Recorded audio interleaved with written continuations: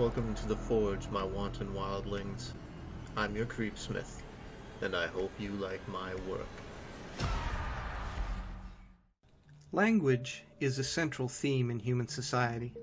It unites and divides, directs how we see our history and our future. Some even believe that it molds how we think. How do you react then when you hear someone speaking a language that no one knows? Tonight's entry addresses that very question. Part 1 of My Grandfather Spoke Dozens of Languages. His final words were a warning in a language no one's heard of. A manuscript by Voynich from our No Sleep. There are certain things you just can't forget. You must have seen those clips of old musicians deep in the grips of Alzheimer's who spring to life when they hear an old tune, suddenly able to find the correct keys on the piano even when they can't even remember their own name. For my grandfather, it was languages. He might not remember much, might not be able to tell an old friend from a nurse, but if you spoke to him in French or Italian, Mandarin or Arabic, he'd reply fluently, without missing a beat. Even if it was just to ask where he was, or who you were. I don't know how many languages he actually knew. It must have been upwards of a dozen, easily.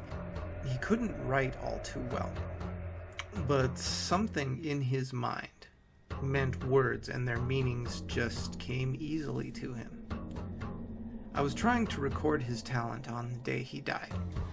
I had no idea it would happen, but I thought it might be a nice way for our family to remember him. I'd learned a few phrases in about 15 different languages and had written them down in a small book phonetically, so there was no way I'd make a mistake. That was the day Artie decided to show up. My grandfather's old best friend, a man my father only vaguely remembered, but who was mentioned in my grandfather's journals over and over again until he stopped writing. Artie was tall, very tall, and he had to stoop to enter the room, which meant his coat, which was dripping wet, left a thin film of water on the doorframe. He was soaked to the bone, even the hair under his hat. My father made a limp joke.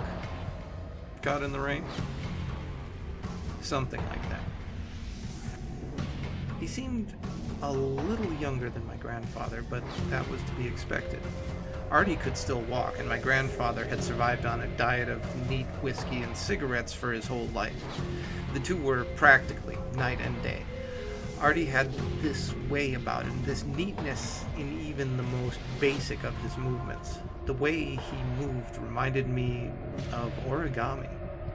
It seemed that in every move he made, he was folding more and more of himself. He was constantly folding into the next moment, and the next. He didn't say anything to my grandfather. Instead, he gave him space and sat in a chair in the corner and had a hushed conversation with my dad as I started up my recording. My grandfather was fairly lucid that day, and although he had a lot of questions, he was amiable, not scared, and I could see him getting excited whenever we changed languages.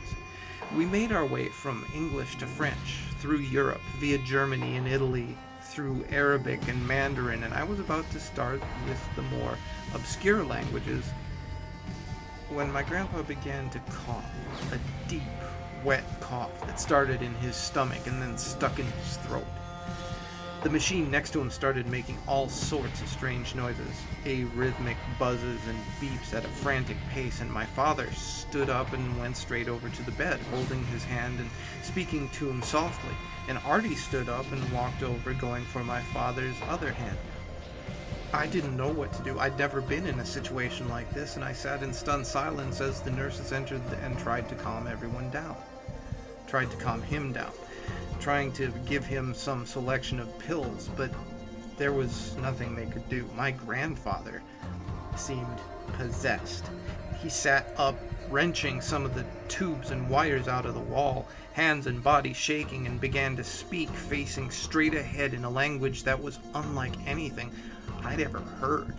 It sounded like two languages at once, contradicting sounds, fighting different patterns so that words seemed to be spoken partially on an in-breath. It was like his mouth and his tongue were spasming against each other. The words were alien, but the tone was clear. Something was wrong. He kept going for a while, clutching my father's hand, eyes wide. Whatever he was speaking was getting faster and faster until he seemed to tire himself out. And with a low moan, he lay back and took his last rattling breath. People say that grief fills your every waking moment, takes up whole weeks and months, years even. They're wrong. Grief empties your life. It empties your life until there's nothing left but staring down the barrel of another week with this weight on your chest and this absence in your life, and every day feels like it stretches on and on forever without them. Which is maybe why I became so obsessed with the recording. I know it's a little morbid, maybe even verging on insensitive, but I couldn't get that language out of my head. My father had called it nonsense. Artie had just shrugged as if to say, no clue. And from the pain in my father's eyes, I'd decided not to mention it again. He didn't need this, not now. I tried phonetically typing out the words from it online, but that didn't come up with anything. I tried listening to recordings of hundreds of languages on various databases, but none sounded anything like it. There was something about the way the language made the mouth work against itself, like you were trying to swallow every word that you spoke, that made it sound like no other language I could find. The more I thought about it, the more I thought about why he'd been speaking it. It was like something had shocked him, like he'd seen something, and it had all come pouring out like a burst pipe. I thought about Artie. He and my grandfather had stopped speaking a long, long time ago. I knew that much. I knew that they'd been thick as thieves, that they'd been through some shit, as my father tactfully put it one evening. Artie appeared almost out of nowhere, looking to reconnect with my grandfather, and we'd been more than happy to oblige. Thought maybe they could put it all to rest. It was one of my grandfather's biggest regrets, the way he and Artie had parted. Unfortunately, we never got that far, but I wondered if Artie knew something about the language that my father had been speaking. I found a contact number for Artie's family tucked away in an old address book, and made the call. To my surprise, it went through.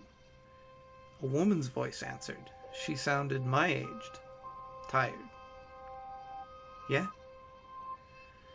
Hi there.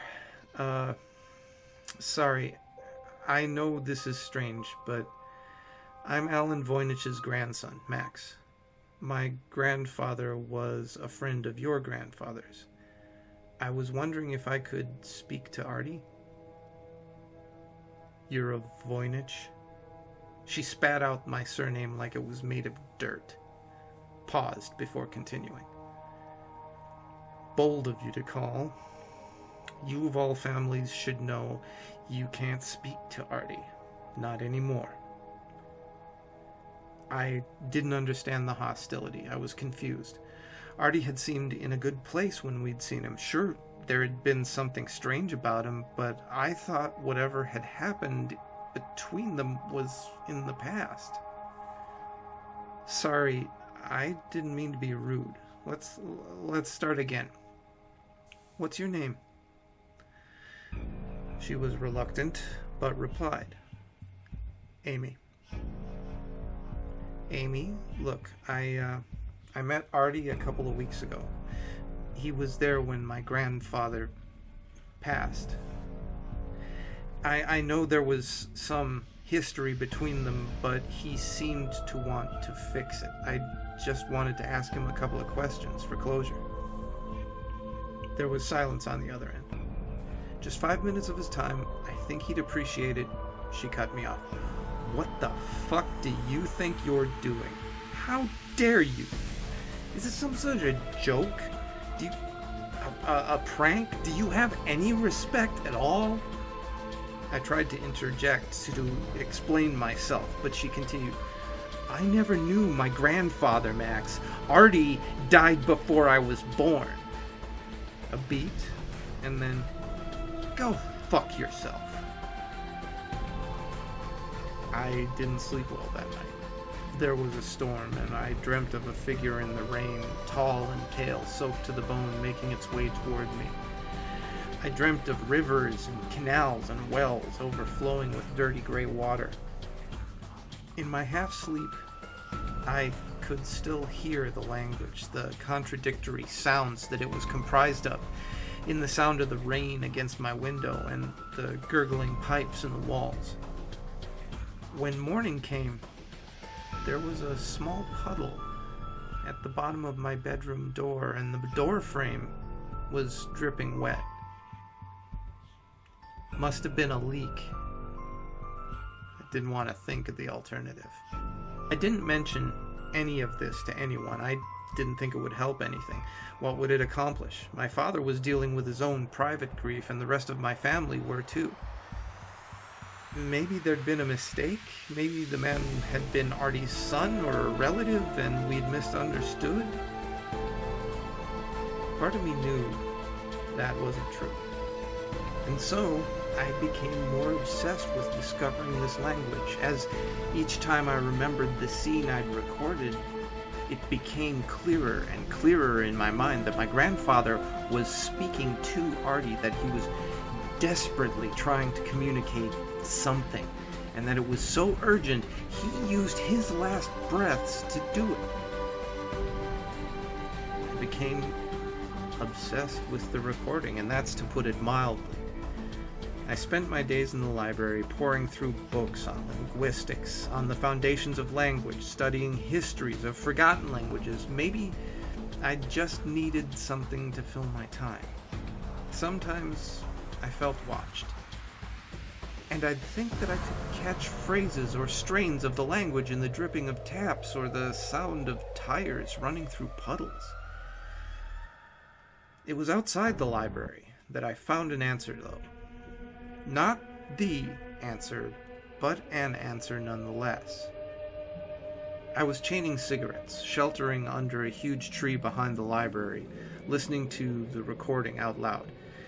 I hadn't been sleeping well, nightmares and all that, and so I often forgot things. Headphones, for example. I looked up to see a figure shambling towards me. As it got closer, I could recognize a few features. Tattered coat, missing teeth, big smile. Dot. Everyone knew Dot. He'd spent his life battling a heroin addiction. And losing. And you could find him on any given day, wandering the main streets in town looking for a bit of change or a smoke. Spare a smoke, Max? I flashed him a small smile and took out the pack. I was listening to the last 10 seconds, trying to work out what the change in tone indicated. Had it been a question, some bizarre form of syntax? I was so deep in my own head that I almost didn't hear Dot speak up. Why's a boy like you listening to gutter? I shook my head. I thought he had this confused for some sort of experimental music.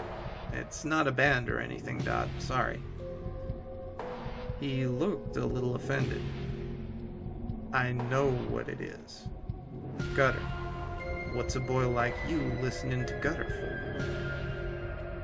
My heart leaped. He had a name for it? He knew what this was? Dot, what do you mean gutter? I've been trying to find out what this is for weeks. There are no records of it. He looked at my pack of cigarettes, shrugged. Rolling my eyes, I gave him another, which he stashed behind his ear. Every homeless knows gutter. Every crook, too. But there's no records. There wouldn't be. Not the kind of thing you keep a record of. Dirty language. The recording was playing quietly on loop, and we could both hear the faint sounds of gutter coming from my phone speaker. Dot continued. See how it sounds like his throat's being crushed just a little? Sounds like he's got two tongues? I nodded. See, gutter's two languages in one. Means one thing to some folk, one thing to others. What's the distinction? Dot paused, taking the second cigarette from behind his ear and lighting it, sucking on it for a long time, until I could hear the tip sizzle. The rain was falling harder now, lashing the earth and the brick walls behind us. They say it's if you kill a man. Something changes up here. He tapped his head. And you can just hear it different. Killing changes a man in more ways than one. Another long drag. It's used by all the wrong sorts to communicate. Guess you can't fake killing someone. Not too popular though, seeing as it makes it fairly obvious the reason you're speaking it in the first place. Which version can you understand? Dot held up his hands and turned them over in the dim light. No blood on these. Can you understand what he's saying in the recording? Dot strained to listen for a while and then shook his head. Doesn't make much sense in the gutter I know. Just nonsense phrases. Then Dot spoke slowly, as if he was translating what he could hear my father saying. The well goes deep and deeper still. Shit like that. Nonsense. I frowned. This all began to feel dark, like there were histories buried here that I didn't want to explore, bones I didn't want to dig up, warnings that I'd missed. But I couldn't stop now. I was so close, and I knew that all this meant something. My stomach turned. The rain began to find a strange rhythm, like footsteps. Footsteps that grew closer with each beat of the wind. You should stay away from Gutter Boy. Forget about this. Somewhere in the distance, a car alarm started. Dot continued as if to himself. Dirty language. And he spat. You know what they say about Gutter? I didn't. There's only 2 occasions in his life a good man should ever speak gutter. If he's bargaining for his life, Dot turned, looked straight at me. Or for his soul. Now, there are plenty of reasons that a single word can mean different things to different people. But I gotta admit, that's a new one on me. We'll follow up with part 2 next time. Until then, stay scary, my wildlings. Keep them hands clean. And make the most of your nights.